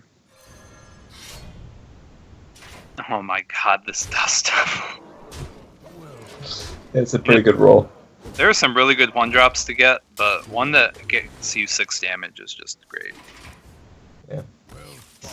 Yeah, it's just over. So that one goes 3-1 for Spiver. So I think that means 1600 Dusts is now on a 6-game winning streak. Oh my god. They can't lose. So they only lost in week 1, basically. Yep. Alright. Well, they are very comfortably in the 100+ range of points. So they're going to playoffs for sure. And they're I don't think there was any way that no. Rangers could have caught him. So no. But that's got to be pretty nice for his energy. No DQs. Yeah, I think last so. week of the season, played one of the best teams in the league, pretty close. It went pretty decently. Yeah, and honestly, Xenergy's only low rated because of the DQs. Mm-hmm. Had they been playing more, who knows? Yep. Who knows? So that only leaves our 2-seed match for the night, and this is the Yog Champs Adidas against Salt. Yeah, I heard earlier we probably getting some memes here. Well, I hope not too many. The Yog Champs have submitted some very weird classes, but it hasn't been Adidas. Adidas has a very normal lineup of Hunter, Mage, Shaman, Warrior. His other teammates are rocking some Priest, some Paladin, some Rogue. Although, those won today. Against yeah, in the championship, which, I don't know. In THL, when you bring those classes, yeah, like, your opponent sees them and they get a day or two to prepare. Yep. It's a huge risk. You gotta have something sick in mind when bringing Paladin. So yeah, I've been having some success with like a Zoo Priest build. Oh, okay. It's actually pretty good. We're gonna stop it right there. Stop it right there. Wouldn't be surprised if that's what they were playing. No Zoo. So they're about to go. Not sure what their bans are. Salt has Druid, Hunter, Shaman, Warlock. So he doesn't have Warrior, which apparently Cheesy says is bad. But I don't know what's going on in THL lately. Warrior both are banning Shaman. That's what Cheesy said? Yeah, Cheesy says Warrior's bad. Salt agrees. He has Druid, Hunter, Warlock. They both ban Shaman. So again, Adidas has Warrior and Mage. Both these lineups are actually very different now. They both have Hunter, but the rest is different. This Salt has another lineup that could have been the Shaman Warlock target, but right. Not gonna go. I don't know. I think that's it's very hard to do. Like, you can think that Shaman and Zoo have things in common that are able to be targeted, but I think it really seems easier said than done. We got a pair of role players here, double Illyria. Yeah. Always cool to see. The golden deck is not the golden class, though. Got it backwards. Darn. Pay to win. Oh my god, these guys have so many golden cards. They both crafted golden quick shots. You can't open those. I think Salt is just all golden, isn't he? I think so. So pretty good hands from both sides. It's really awkward though for in a Secret Hunter Mirror to be going second. This is interesting. Because your Secret Keeper, if they play a secret, both get buffed, but it's just kind of awkward. The coin quick shot. Salt is running Wolf Rider. Pretty interesting. So this is, if I want to guess that it's I can't remember who it was at the World Championship who has the one Wolf Rider, one Horse Rider sort of face hunter, but I'm guessing. Oh yeah, that person lost though, didn't they? I think they got eliminated already. Rip. I don't know. I like Barnes. I like this type of hunter deck. Oh yeah, I think Barnes fits in these lists so well. Yeah, so Salt gets the secret up on turn 2. I think that's pretty good. It'll help moving forward with this bow. But I don't know when the minions are going to get attacked. I guess Wolf Rider would. It might be worth just charging to face with Wolf Rider right now, but that's kind of risky. Secret Hunter, or the Secret Keeper might just go off next turn with a Cloaked Huntress. Yeah, he saw him coin a quick shot, so he may just think that Adidas opened both of them. Mm-hmm. So Cloaked Huntress comes down, does not get sniped, and there's no cap. So at this point, if Adidas is paying attention, he knows that Freezing, Explosive, Bear, and Snake are realistic possibilities. It's Dart Trap or it's Snake Trap. People can play Dart Trap, they can play Misdirect, but Misdirect too, yeah. We'll see. No, he would have known if it was Misdirect, wouldn't he? No, he wouldn't have. He'll find out eventually. So Salt tracks first, finds a few secrets, which I would imagine would be the pick here with the bow up still. Yeah, freezing makes sense. You just try to go for this Wolf Rider. Ready to ride, Smark? Well, he does not. Where he goes. Yeah. I don't know. I'm not sure. It's kind of a hard call because that Wolf Rider, more likely than not, isn't going to accomplish much. Either snipe or freezing, and it's just not doing anything. Or explosive, honestly. Yeah. Because you'd be going face, of course. They have to taste your skill. Looks like Adidas is going to test the water here. Just with the bow. Oh, wait. I'm really surprised by the no Barnes. Like, there was a lot of potential for that Barnes that turn. Like, you could have gotten a small, maybe worthless token to eat up a freezing, or maybe a beast to Houndmaster. Felt like there was a lot of Barnes potential that turn. Guess Adidas just wanted that bow charge ASAP. And is just going to be pushing face with it. So... He's going to test it. I don't know why you don't do this the previous turn, but... Yeah. Yeah, so Adidas had the read on the one secret, and now learns about this one. Just knows the Hunter Mirror wants to keep pushing. Oh, wow. Oh my god. Man. Barnes just launched 8 damage. The face. Adidas gives the incredible, and it's true. Very incredible. Poor Salt. That What stinks. the heck do you do now? You gotta remove that rag. Do you bother removing the Barnes? What do you do? Salt's so far behind in life now, and it's all because of that rag. Yeah. I think you probably send the wolf to the face. Maybe swing the face. Can't deal with this Barnes. The Wolf Rider's nice because it might get your snake propped, which would be helpful, of course. Salt could really use that at this point. Because, or maybe the Wolf Rider just won't be. Alright, yeah. I wouldn't have been surprised So at he's all. only if losing Adidas one just- or the wolf is doing an extra 3. Yep. And puts another 2. Oh, he didn't even trade. No. I guess because he wants lethal next turn. Barnes goes face. Yeah, I'm surprised he even bothered to trade. I don't think there's any way he can play around to prevent lethal. Mm-hmm. Yeah, what can Salt do? So he's at 12 health. That's only 9 showing. Can bluff a few secrets here. So in this case, you definitely remove the Barnes. Yeah. Or do you? Alright, well, the bluff was probably going to fail one way or another, so he's just... I think We're if going you to- were going to do it, though, you'd kill the Barnes. Yeah. And I hope mean, that this it sets up... If he doesn't die, this actually does set up lethal with Leroy the following turn. Because he'd have the bow for Yeah. 8, and then he'd have Leroy hero power for exactly 8. But that assumes of number 1 not dying and number 2 no taunt. Which was not the case. Here's the kitty. Doesn't matter. Cat in the Hat. It's a shady fellow. So Diaz gets the first win. Man, what's with tonight and just these Hunter Mirrors that start off? Yeah, people, both matches opened up with them, huh?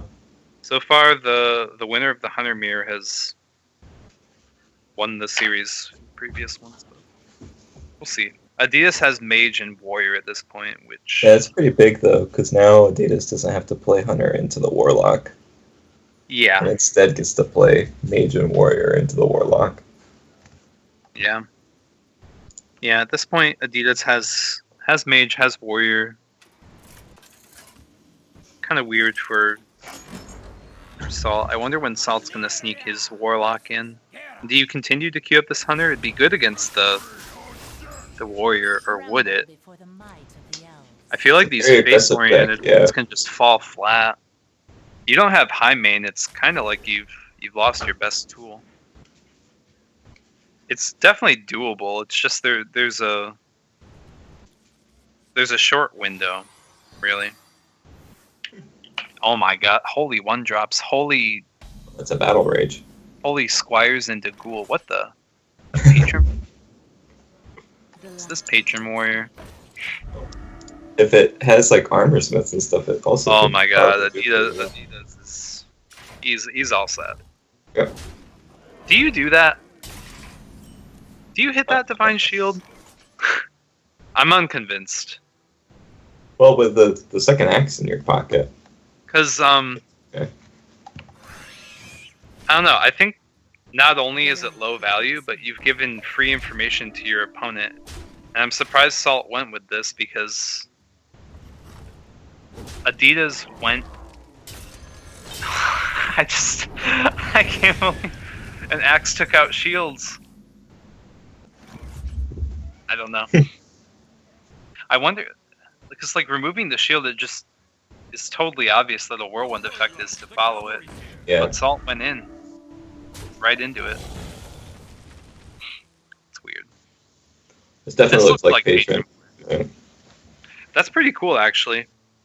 Going against Warlock, which is probably Zoo, Hunter, Druid, just straight up Patron Warrior, maybe. That's cool. I like it.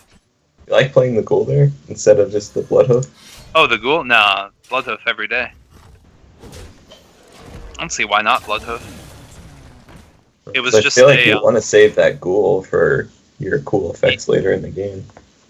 Yeah, Ghoul. Yeah. And Ghoul could just be better. Although, granted, a lot of the one health things have died already, but I don't know. Ghoul's just so good. Ooh, that's Salt pretty good picks up draw. the beast to activate. Definitely take out this frothing. Yeah, and like now that Ghoul's gone and this grandmother could have been dealt with much easier, but I don't know. Maybe Adidas is just like, I've got this whirlwind in hand. I'm gonna do just fine in the future. So, just the Kor'kron, eh? Seeing the one kill command used. Oh, okay.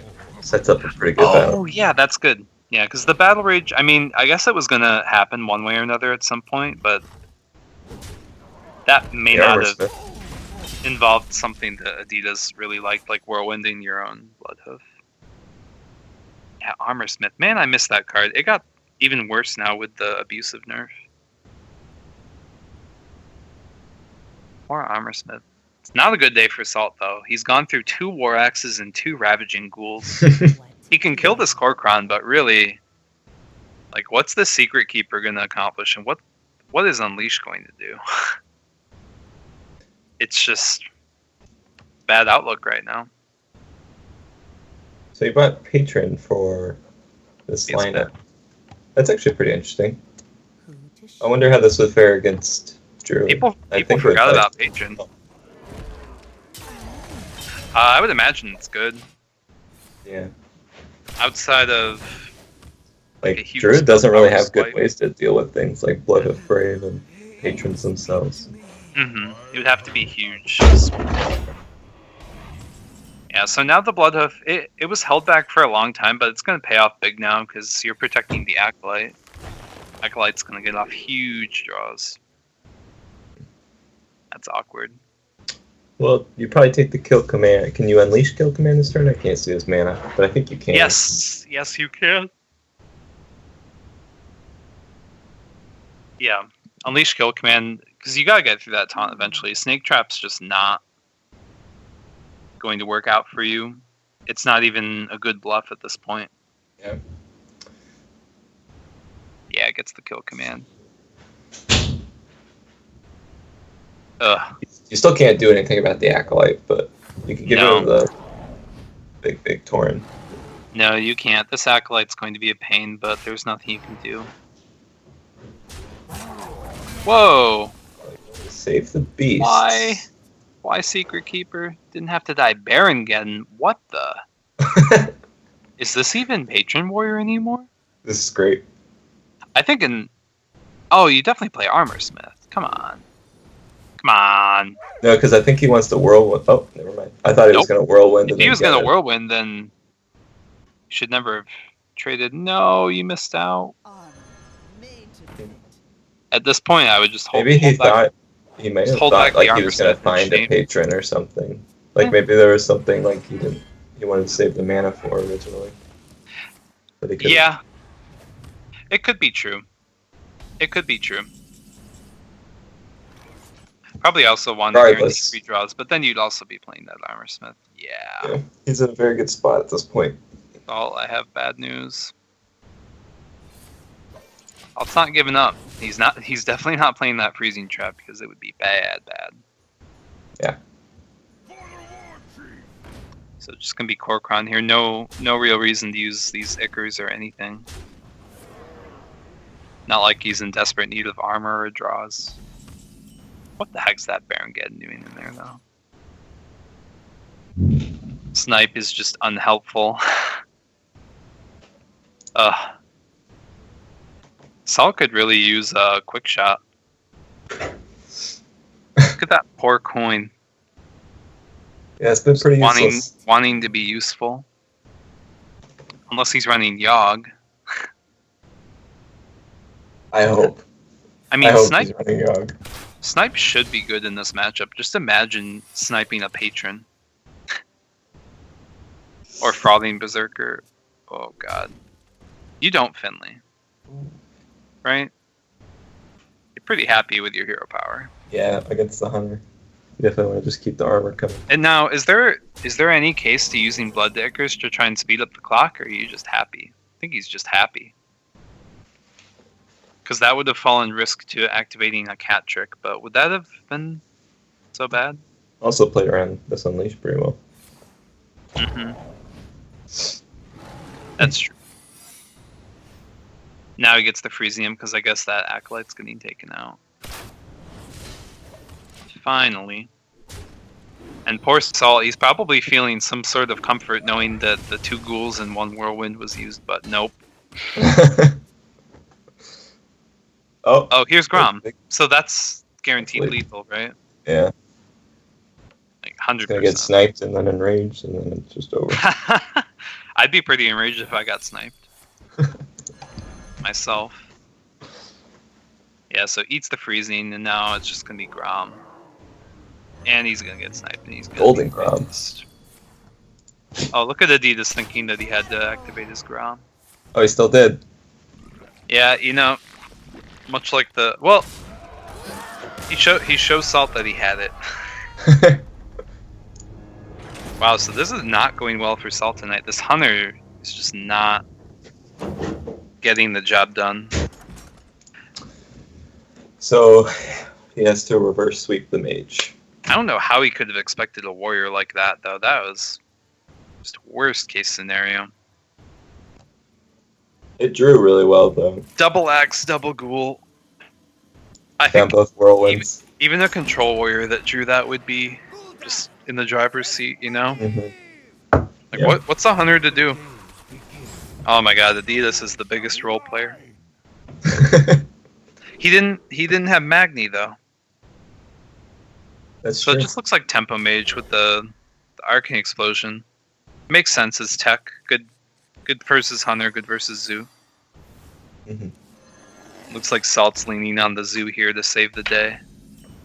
But Adidas seems pretty well prepared for it. I was gonna say, I think the mage is pretty good against the Zoo. Like, cause I don't know, this bothers me. You see, the first 2 decks he played were very, very teched out to beat Zoo. Yeah. And now you queued Zoo. Yep. Maybe he's just done. Yeah. Yeah, the warrior was big time. Was the Hunter even that obvious? I think all the unleashes and stuff have come from Salt. I don't remember Adidas having as much of that. I guess it's true. Adidas Hunter was running. Like, it seemed less teched, but my memory could be failing me. It's possible. So, I would imagine you just Arcane Intellect here every time, right? Yeah. Ooh. Nope. Tempo Flamewaker. I just don't. Okay. Like Flamewaker just doesn't see an abusive coming. I mean, I think it'll be decent to do it like this, but there's so much possibility for it to fail. Like your Flamewaker eats a Soulfire. How happy are you? In fact, I think that's probably why Salt played the Peddler, to try and find one. Or Abusive. Abusive would have been pretty good. Couldn't find either. Pretty awkward. Couldn't deal with the Flamewaker, and now he's kind of got to go wide against it. Oh my god! He picked up the Cult Sorcerer. Oh man. You oh yeah. Wait, no. You explosion first every time, so that the pings can hit the Malchezaar Zimp, and then Mana Worms clean up, or Flamewaker, whatever you want. But oh my god, like the explosion was probably going to be worth playing before the spell power got picked up, but then it got picked up, and it was just over. Yeah. Rewarded for playing that Flamewaker, although it was going to be fine one way or another. Yeah, he had reload, and then he had. There's the Soulfire. But... This actually gives Salt a decent amount of hope. Why wouldn't you play the Flame Imp first? Don't you want to guarantee that? He may have just wanted to make sure. Lower the chance of discarding the Doomguard. Yeah. Because he really needs it next turn. I think you want the Flame Imp this turn more, though, don't you? You want to be able I would to imagine some of this out. Yeah, you want to clear both of these very badly. In fact, I wonder. No, Adidas is just gonna go for the Azure Drake. Oh man, if he had done the Intellect, it would have been so good. But Manworm gets a good trade regardless, so whatever. I like this. Yeah. Just push face. Push the damage. Yeah, Salt's on the back foot. Nothing even that great to discard here. No Malchezaar Zimp up. Just a good, honest Doomguard doing his thing. It's possible for the Zoo to come back from this position, but man, it's hard. Adidas could even just... You could just play that play that Antonidas next turn as a overcosted Boulder Fist Ogre. Yeah. Soulfire not looking good. Probably just have to Wolf Soulfire tap. Depending on what Salt did here, he could probably just find lethal. Yeah. Oh, it hurts so bad. You have to Soulfire. That Tempo Mage opener was just nuts. Yeah. I'm starting to believe that, and one with an Arcane Explosion like that in the opener is just favored, but I really do wonder about that Flamewaker play on turn 3 with a perfectly good Arcane Intellect to open up options. So I guess Salt's trying to think now whether you play the 2 doggies or if you have to Soulfire the Mana Worm. You have to Soulfire. Well, you play the Golden Dog first. So oh yeah, you gotta play the Golden Dog. Then you discard the other one. Yeah, there we go. Good. Would have been a misplay to do anything else.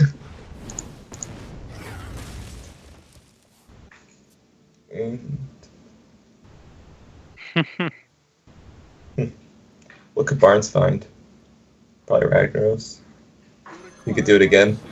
I was kind of hoping he would go for it again. Right. That would have been nice, but... Just play... Yep, he just played the Antonidas out. I guess why wouldn't you? You know at this point that nothing can be done. Yeah. That one Doomguard got played, and even if the second Doomguard came down, that's just not what wants to happen. Wow. That was a quick match. It was a 3-0. Unfortunately, it changes nothing. The Yogg Champs are not making it to the playoffs this week, but good for Adidas. He was the one on his team who did not bring the memes, probably because he knew from early on that he was going to be on Salty Saturday. So good on Adidas for not memeing us. But wow, that was quick. It's quick. No 3-2s. Yeah. No 3-2s. So I guess maybe we can take a quick little look.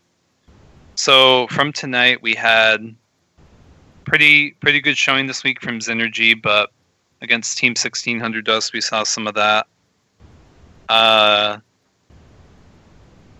Poor Salt. I don't know. I felt like the draws just didn't pan out for him. It was unfortunate. I'm pretty happy. You got all that all that bad RNG stuff out of the way right before playoffs. Yeah, big time. Next week he's set.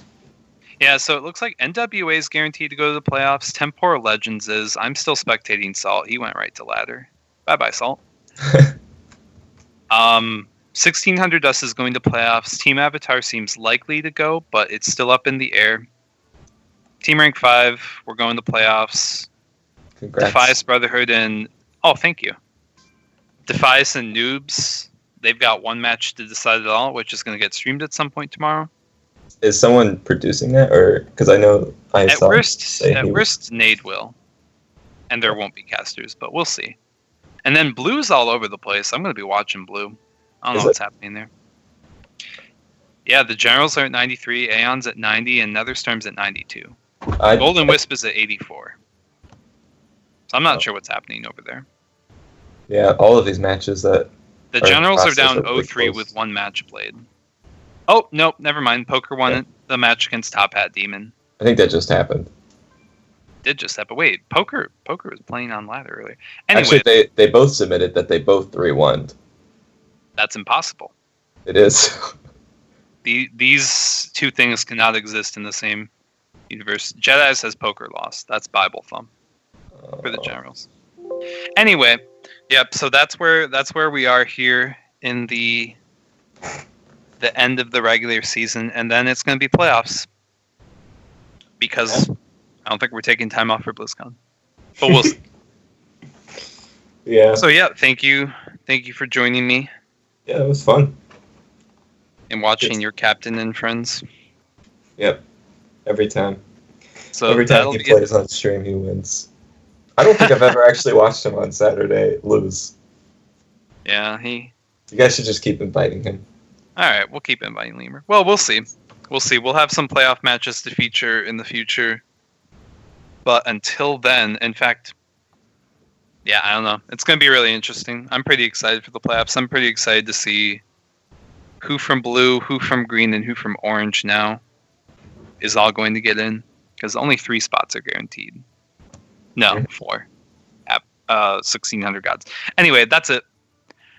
So I'm going to say bye until playoffs.